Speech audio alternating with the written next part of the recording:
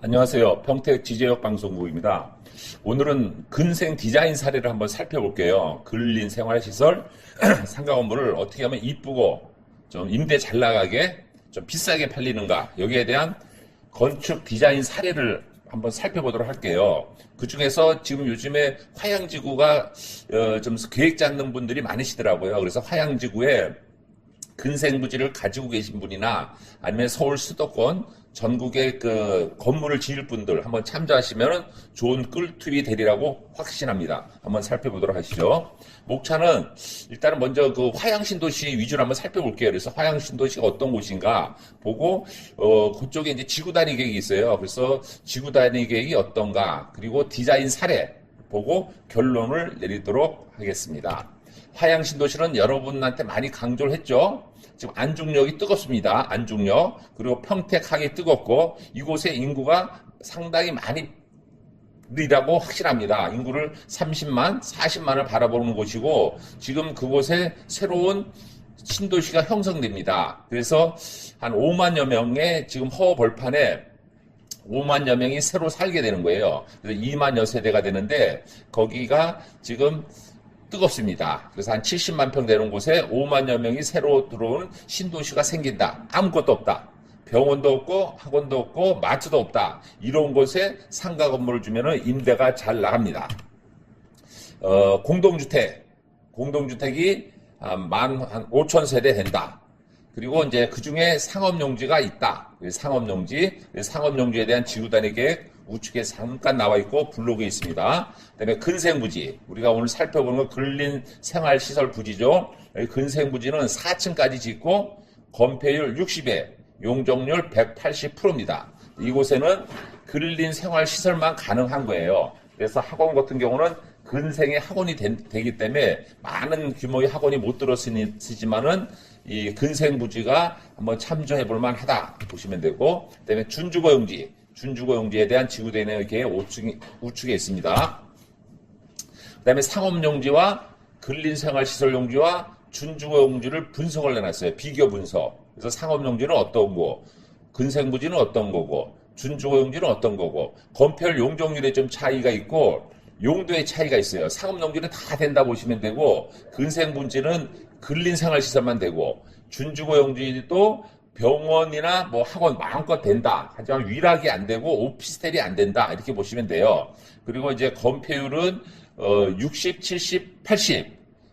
근생은 60, 준주거는 70, 상업용지는 80 보시면 되고, 용적률은 180%, 400%, 900% 이렇게 보시면 되죠. 근생은 180%, 준주거는 400%, 상업용지는 900% 이렇게 보시면 됩니다. 그리고 층수 제한은 4층, 7층, 20층. 4층, 7층, 20층 이렇게 보시면 되고, 그래서 내 땅이 근생이냐, 준주거냐, 상업용지라 살펴보고 주차장 대수를 비교 분석해. 주차장을 많이 넣으면 높이 올라가는 거고, 주차장이 없으면 적게 올라가는 거고, 또 용도에 따라서 주차 대수가 틀려지고, 그렇기 때문에 이 건물 계획을 잡을 때 이 주차장 대수도 중요해요. 근데 상업용지인데 땅이 200평밖에 안 돼요. 그러면은 그 높이 못 짓거든요. 근생이랑 똑같은 거예요. 그래서 여가 상업용 좀 크는 게 좋고, 여가 그런 차이가 있다. 이렇게 유념해 보시면 됩니다.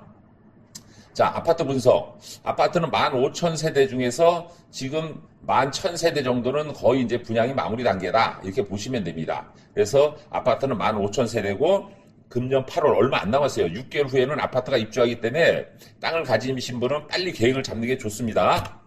자, 디자인 사례를 한번 살펴볼게요. 그러면 이 근생부지를 어떻게 짓는 게 좋은가 이렇게 살펴보는 거예요. 그래서 근생부지는 이제 보통 이제 4층까지 짓기 때문에 4층에 해당되는 건물을 좀 살펴보시면 되겠어요.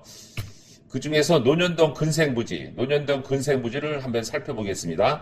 논현동 근생부지는 요거는 이제 층수가 좀 높긴 높은데 건물이 좀 이쁘게 져서 저희가 살펴보는 거예요. 이쁘게. 가게 이제 상가가 적고, 이렇게 한번 살펴보시는 겁니다.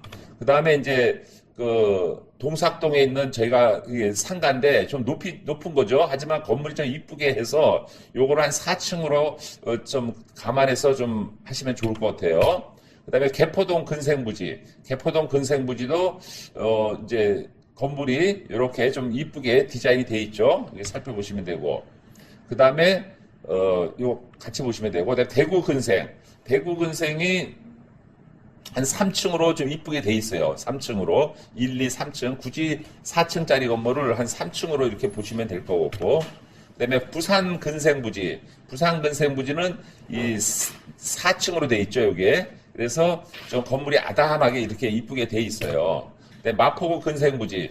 요거 디자인의 특징은 요게 이제 상가지만 좀 이렇게 특이하게 좀 이렇게 난해한 거예요. 요즘에 의상도 이게 남녀 구분이 없어지듯이 상가 건물도 좀 구분이 좀 없어져요. 남녀 구분이 없어지고 이게 상가인가 주택인가 좀 이렇게 어설프하지만 실질적으로 보면 좀 포인트가 있는 거죠.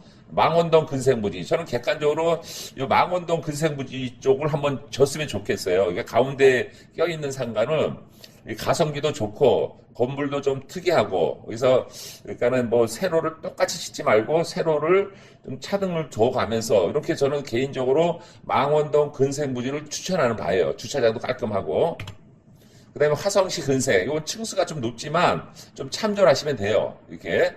층수는 좀 높지만은 요걸 한 4층까지다 보시면서 이게 참조하시면 되겠습니다. 홍대 근생. 역시 그 서울 뜨거운 곳, 홍익대학교 홍대 근처 상권이 뜨겁죠. 요거는 이제 좀 이렇게 전면을 유리로 해서 좀 환한 느낌이 있어요. 그래서 한번 저는 개인적으로 만약에 가지고 계신 분은 그 홍대 근생부지를 한번 이렇게 디자인을 참조하면 좋지 않겠느냐 이런 생각을 합니다. 요거 성수동 근생부지. 요거는 이제 주택이냐 상가냐 좀 난해하지만 포인트를 둬서 좀 아까 얘기한 그 차별화된 건물입니다. 근생부지. 자, 요건 논현동 근생. 요것도 이제 층수가 높지만 4층을 보시고 참조하시면 돼요. 그래서 건물을 나름대로 좀 뭔가 이렇게 포인트를 둬서 이렇게 우아하게 잣대를 넣은 상가입니다. 요 12번의 중구 근생부지.